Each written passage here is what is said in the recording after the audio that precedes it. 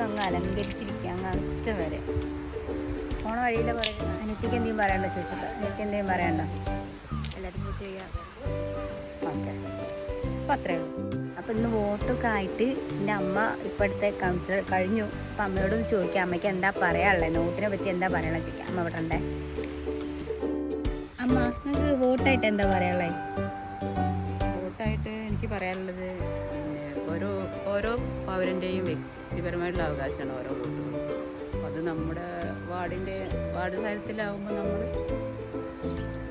ഏതാണോ നല്ലൊരു വ്യക്തി, നമ്മുടെ നാടിനെ ഭരിക്കാൻ പറ്റിയ നല്ലൊരു വ്യക്തിയെ കണ്ട് നമ്മൾ അവർക്ക് വോട്ട് ചെയ്യുക. ഓരോ വിലയേറിയ വോട്ടുകളും അവർക്ക് നൽകുക.